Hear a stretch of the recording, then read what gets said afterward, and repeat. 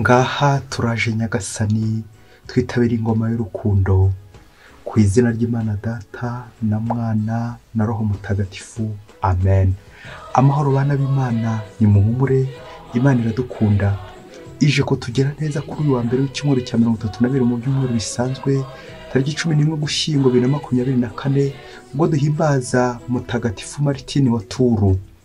Ng'amasomo agiye kuduhuza n'Imana. Isomo rya mbere niryo mu biro wa Paulo Mutagatifu yandikiye Tito, umutwe wa mbere umurongo wa mbere kugeza ku wa 9. Ngewe Paulo, umugaragu w'Imana n'intumwa ya Yezu Kristu, igenewe kugeza intore z'Imana ku kwemera no kumenya bw'ukuri guhagije n'ubusabanyiramana, mu bwizere bwo kuzabona ubugingo buhoraho, ubwo Imana itabasha kubeshya yasezeranye mbere y'ibihe bya kera na kare, maze amagingo yagennye yagera ikamenyekana ijambo ryayo, ibigirishije iyamamaza butumwa nashinzwe ku bushake bw'Imana umukiza wacu. Kuri Tito umwana wanjye nyakuri nabyaye mu byerekeye ukwemera duhuriyeho, mwifurije ineza n'amahoro biva ku Mana Data no kuri Yezu Kristu umwami wacu. Nagusize Kireta ari ukugira ngo utunganye ibyo nasize bituzuye, kandi ngo ushyireho abakuru b'ikoraniro mu migi yose ukurikije amabwiriza naguhaye. Buri wese uhawe ubwo bukuru agomba kuba ari indakemwa, yarashyingiwe rimwe risa, afite abana bemera batavugwaho ubwomanzi cyangwa kuba intumvira. Koko rero umwepiskopi, kubera ko ari umugabuzi w'ibintu by'Imana, agomba kuba indakemwa, ntabe umwirasi n'umunyamwaga, ntabe umwe n'indwanyi, ntabe n'umuntu ukurikiranye inyungu itanyuze mu mucyo, ahubwo akamenya kwakira abamugana, agakunda ibiboneye, akitonda, akaba intabera no mu buboke ku Mana, akamenya kwitsinda, kandi akihatira gutanga inyigisho zitagoragora zihuje n'idini, kugira ngo abone gushishikariza abandi inyigisho ziboneye, nuko kandi amwaze bamugisha impaka. Iryo ni ijambo ry'Imana. Zaburi 24. Nyagasani, dore imbaga itabarika abagushakashaka. Isi niyo uhora hamwe n'ibirimo, yose niye hamwe n'ibituyeho byose. Niwe yitendetse hejuru y'inyanja, anayitereka hejuru y'inzuzi ubutayegayega. Ninde uzazamuka ku musozi w'Uhoraho, maze agahagarara ahantu hatagatifu?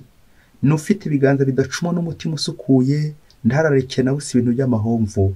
Uwo azabona umugisha w'Uhoraho n'ubutungane bukomoka ku Mana umukiza we. Bene abo nibo bagize ubwoko bw'abamushaka, bagashakashaka uruhanga rwawe, Mana ya Yakobo. Dore imbaga itabarika y'abagushakashaka. Nyagasani Yezu nabane namwe. Amagambo mu Ivanjili ntagatifu kwanditswe na Luka, umutwe wa 17, umurongo wa mbere kugeza ku wa 6. Muri icyo gihe Yezu abwira abigishwa bati, kubuza ibigusha abantu mu byaha ntibishoboka, ariko hagowe umuntu biturukaho.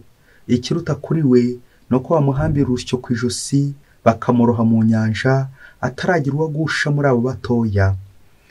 Murabyitondere, umuvandimwe wawe nagucumuraho ubimuhana ukomeje, maze niyicuza umubabarire. Ndetse nagucumuraho 7 mu munsi, akakwitwaraho 7 avuga ati ndabyicujije, uzamubabarire. Nuko intumwa zibwira Yezu ziti, twongerera ukwemera. Nyagasani abasubiza ati, ya mwana mufite ukwemera kungana n'impeke y'ururo, mwabwiye iki giti cyabubera muti, randuka ujye kwitera mu nyanja, kikabumvira. Iyo ni Ivanjili ntagatifu. Twongerera ukwemera Nyagasani. Bayoboke b'Imana, nimugire amahoro.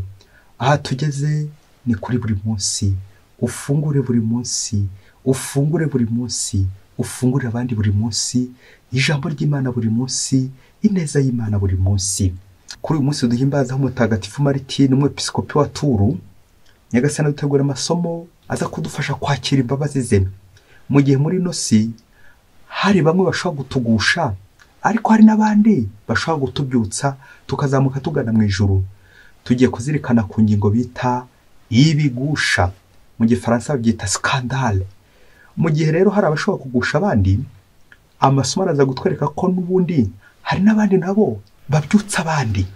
Muri aka kanya tugiye gukora umwitozo kugira ngo uze kureba igice uherereyemo. Ese uri mu bagusha abandi cyangwa uri mu babyutsa abandi? Ese uri mu babuza abandi ukwemera cyangwa uri mu bakomeza abandi? Tuze gusoza dusaba Nyagasani tuti, Nyagasani twongerera ukwemera. Iyi nkuru itega amatwi uze kureba nawe igice uherereyemo.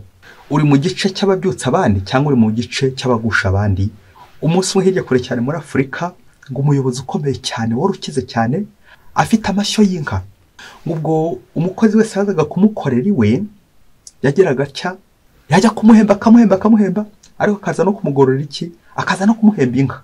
Igihe kimwe kiza kugera babakozi koko barakora ngo abanyeshuri bari muri iyo quartier bakajya bajya kuruhukira iwe kugira ngo bakore, bityo bizabafashe gusubira ku ishuri bafite amafaranga y'ishuri. Nuko umunsi umwe ngo umugabo umwe aza kohereza umwana w'umukobwa ajya gukorayo. Hashize ukwezi ngo abanyeshuri bari bafite ibiruhuko by'amezi 3. Nuko umugabo umwe nza kohereza umukobwa we gukora kuri wa mukire, gukora kuri wa mukungu. Uzi ko igihe cyageze koko wa mukungu akamuhemba ariko akamurengezaho n'inka. Nuko arayicyura. Wa mugabo abwira abagenzi uko byagenze, kohereje umwana we koko abona yanka arayicyura. Nuko abari bari muri iyo quartier bakohereza abana babo, hashira ukwezi koko nabo bakayicyura. Uko abari bari muri ka gace bose bagendaga bohereza abana babo, bamwe bari hafi kurangiza amashuri bakabohereza bagatahana amafaranga y'ishuri, abandi bagacyura inka, bikagenda neza rwose. Abana barishima, ababyeyi barishima uburyo abana babo bagiye ku ishuri. Nuko ya quartier yose cya gice bari batuyemo abana benshi bajya gukora kuri wa mukungu akabahemba amafaranga ariko bagacyura n'inka. Ibyishimo byinshi muri ako karere, barishima cyane uburyo uwo mukira bakuye mu bushomeri, abana babo bakabonye amafaranga y'ishuri ndetse baganacyura n'inka. Mbega byiza, barishima cyane muri uwo mujyi, barishima bongera barishima. Ndetse bamwe babura icyo bagororera nyine uwo mukungu wari bitawe bene ako kageni. Igihe cyaje kugera abanyeshuri bagiye gufungura, dore ko abenshi bari abakobwa, sibwo se batangiye guciraguza. Abakuru murabizi iyo umukobwa atangiye guciraguza wandikaho danger de mort. Uko baciraguza ko bagendaga baciraguza, igihe cyaje kugera abana ntibongeye kujya ku ishuri kubera ko uko bajyaga gukora barayicyuraga. Navuga iki, bamwe bati niyo nka nyine, abandi bati ni minerivare, barayicyuraga uko bajyaga gukora bakayicyura. Biza kurangira ya quartier yose babana batwaye inda. Uko bacyuraga minerivare bagacyura n'inka, bagacyuramo niyo diplome, iyo nda nyine biza kurangira ya quartier yose babana batwaye inda. Ubwo amashuri yabo nyine abarangiriye aho ngaho, he no kuzonya kuyasubukura. Kubera iki? Batwaye nyine za diplome kubera ya mirimo bari bagiyeho. Neza bagiye muri aka kare bafata n'ikiniga, bariheba batangira kwicuza uburyo bagiye bohereza abana babo kujya gukora hariya. None koko dore ibyo bacyuye, amashuri babacikije batyo, ntibongera gusubira ku ishuri, ahubwo barakorera abana za mpinja zanda bagiye bacyura za diplome. Nguko baje kubona za diplome zabo barangiza amashuri batyo, arababyeyi bari kurira, ari gukigo bigagaho amarira ni yose, ya quartier yose k'akarere kose kuzuye amarira. Kandi mbere bari bararonse inka nyinshi cyane, bari barazironse ari nyinshi izo za diplome nyine. Bayoboke b'Imana nimugire amahoro. Ukibaza uti harya ubu uyu muyobozi niba ari n'umutegetsi ukomeye cyane ko mbere yatangiye afasha aba bana uko bacyuye minerivare bakayicyura bagacyuramo n'inka, ariko akabaringerezaho n'akarusho inyongezo ya diplome akabongeza inda. Umuyobozi biri buze kugenda bite? Wamwita ute? Nta kindi nyine twamwita n'izina evangelii duhaye ryitwa ikigusha. Ubwo Yezu nawe atubwira ko biragoye kubuza ibigusha. Kubera iki? Amafaranga ibyo byose dufite bigenda bituma bamwe bagenda bagwa, abandi ukwemera kugatakara. Twongerera ukwemera Nyagasani. Hari aho twagiye dutuma abandi batukwemera, hari aho twagiye tuzitira ukwemera kw'abandi. Kongerera ukwemera Nyagasani aho twabaye ababosi, aho twabaye abakire. Nuko rero tukagusha abandi kubera ubukire dufite. Reka tuzirikane ku bintu 5 hamwe n'amasomo y'uyu munsi. 4 biraza kuba ari mu bwoko bw'ibigusha tugomba kwirinda. Ikindi cyanyuma kiraza kuba ari aho batubyutsa. ikigusha cya mbere cyitwa amafaranga. Hari imvugo igira iti ufite urufaranga avuga urufaransa. Iyo ufite amafaranga wumva umeze neza, utwara abandi uko ushaka, ukabatwaza amafaranga, ukabayoboresha amafaranga. Kubera ko ufite amafaranga urayatanga ukagura abandi, urayatanga ugashora abandi mu ngeso mbi, ukagusha abandi. Twongerera ukwemera Nyagasani, bityo amafaranga yacu ntazatume tujya tugusha abandi, bityo gukurikira amafaranga ntibizatume tugwa. Amafaranga ntagatugushe. Twongerera ukwemera Nyagasani. Ikigusha cya kabiri ni ikigusha cy'icyubahiro, aho usanga uwo ujya kuregeraho ari nawe ugomba kurega. Wabyitwara mute? Ibaze nawe wifuje kujya kurega umuyobozi, wajya kureba ugasanga niwe waguhemukiye, niwe wakugushije, niwe wagutekugwa mu cyaha, niwe wakugiriye nabi. Rimwe yagukoreye neza ariko biza kurangira n'ubundi ari kwisubiza, ari nawe nyine ugucakaje kugiriye nabi. Hari igihe umuyobozi agukorera neza ariko nyuma n'ubundi akazagukorera nabi. Byose rero bikazahinduka zeru kuko nyine yakugushije n'ubundi. Ukibaza ngo ndaregera he, ndarega nde, ndasiga nde? Nyagasani twongere ukwemera kugira ngo aho twagiye dukoresha igitugu tukagusha abandi, aho twagiye dukoresha igitugu tukarenganya abandi, Nyagasani udukize, Nyagasani twongerera ukwemera. Ikigusha cya gatatu ni ikigusha bita ubucakara. Kuri iyo foto nawe ugiye gukora ahantu, ucyuye minerivare, ucyuye n'inka, ariko ugacyura na diplome, navugaga yanda nyine, bikaza kurangira ubaye umucakara. Umucakara w'icyaha, umucakara w'amafaranga, umucakara wa shobuja. Kubera iki? Ntabwo washyizemo ubushishozi nyine. Twongerera ukwemera Nyagasani. Ikigusha cya kane twazirikana ni ubukene. Gukena ntabwo ari ukubura epfo na ruguru, ntabwo ari ukubura icyo urya cyangwa icyo wambara, ntabwo ari ukubura minerivare, ahubwo ni ugukena mu mutwe. Buri gihe ugahora wumva umuntu naguha ikintu kipfa gusa cyagutunga umubiri, ugahanira gusa kuzuza umubiri aho kuzuza roho, kuzuza umutwe. Ubwenge bwo mu mutwe bukagenda, umuntu akagutwara ubwenge akakugusha. Tekereza nawe kubona amafaranga menshi ariko ukagira gute? Ariko ukabura Imana. Kuri ifoto nawe ukagurisha umuntu bwawe ariko ukabona ibintu. Bizarangira ubonye ibintu, ubonye n'abantu, ariko ukabura ubuntu bw'Imana. Twinyenye Nyagasani, tuti Nyagasani twongerera ukwemera. Niba nawe yumvise kuri urwo rutonde rw'abagushije abandi, nawe uca bugufi ubwire Nyagasani uti Nyagasani twongerera ukwemera. Aho twagiye tugurisha ubuntu bw'Imana, tukagurisha umuntu bwacu, tukarangura ibintu n'ibintu, tukibagirwa ubuntu bw'Imana. Nyagasani twongerera ukwemera. Aho twagurishije abandi, tugacakaza abandi, tukagusha abandi mu ngeso mbi, Nyagasani dusabye imbabazi twongerera ukwemera. Amasomo y'uyu munsi araza kunyereka ngewe umuyobozi, ngewe umutegetsi, ngewe umushefu, niba ntaho nagiye ngusha abandi. Ese nabaye umuyobozi?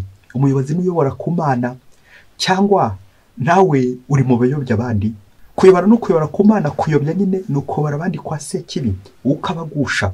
Rero niba uri kuri urwo ruhande, nawe uce bugufi winyenye Nyagasani uti Nyagasani nyongerera ukwemera. Aho nagushije abandi bagata ukwemera bari bafite, aho nagushije abandi bakabura Imana, aho nagushije abandi bakanga Imana, ibyaha byose nagiye ngushamo abandi bigatuma banga Imana. Nyagasani unyongerera ukwemera. Igice cya kabiri nyuma yo kuzirikana ku bigusha, turazirikana none ku bantu babyutsa abandi. Urugero rwa Pawulo, urugero rwa Yezu, n'urugero rwa Maritini wa Turo. Reka duhere ku rugero rwa Pawulo.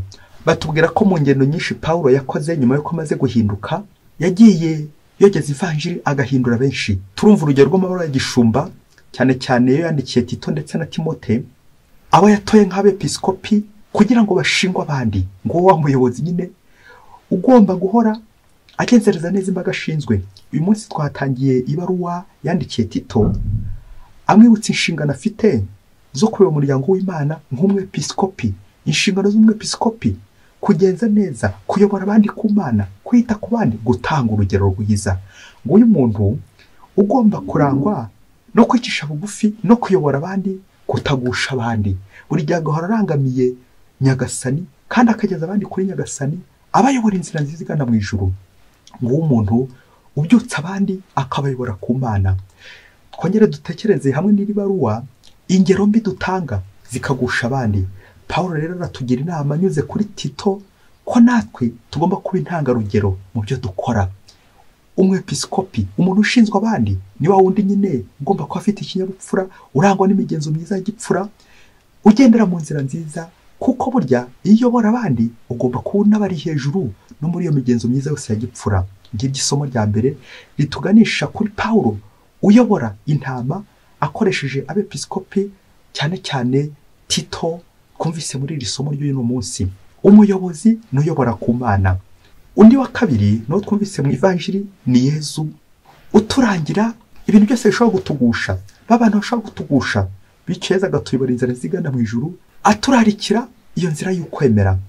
Nawe nanjye aho twagiye tugora Nyagasani tukajya mu mafuti tukagusha abandi, twongere duce bugufi nk'abayobozi. Ubwo rero uti Yesu nyongerera ukwemera.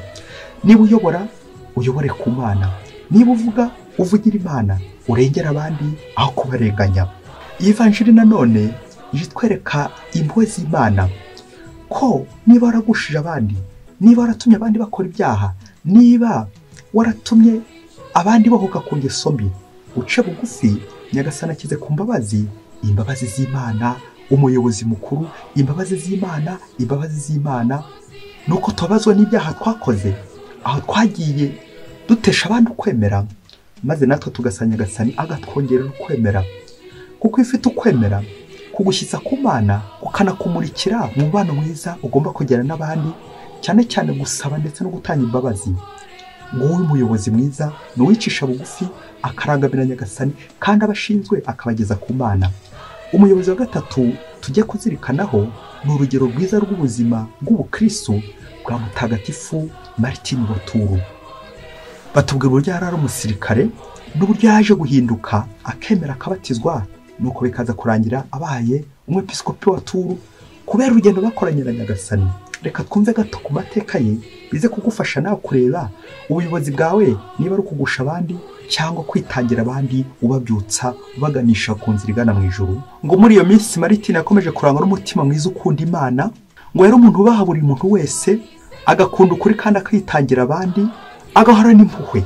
Ngo umuyobozi, ngo hari umunsi umwe yahuye n'umukene wifubitse ibishwangi, ngo imbeho yamugagaje, ngo nuko amubonye amugirira impuhwe nyinshi, yiyambura igishura ye yambaye agisitoramo kabiri, igice kimwe agiha umukene, ngo reka rero azagere muri bagenzi be batangira kumuha urw'amenyo bamuseka ko yambaye umwenda ucitse kandi yari umusirikare ukomeye. Ngo nuko Martin ngo arabihorera.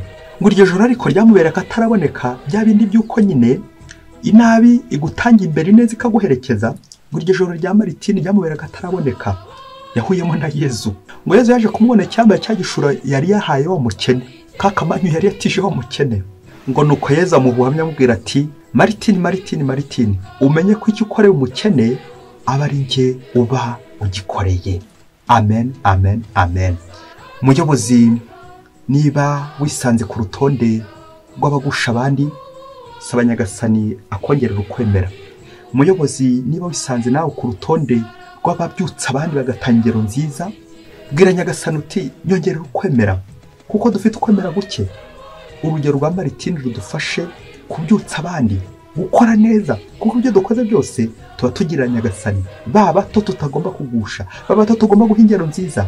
Abato nabo bakene, nabo tugomba kwitaho, nabo tugomba kugera neza, nabo Nyagasani dushyira imbere kugira ngo tubakore neza mu mwanya wa Nyagasani. Martin wa Dore udusabire buri munsi. Mwese Imana ibahe umugisha. Imana Data na Mwana na Roho Mutagatifu. Amen. Padiri Masumbuko Ladislas wa Diyosezi ya Cyangugu.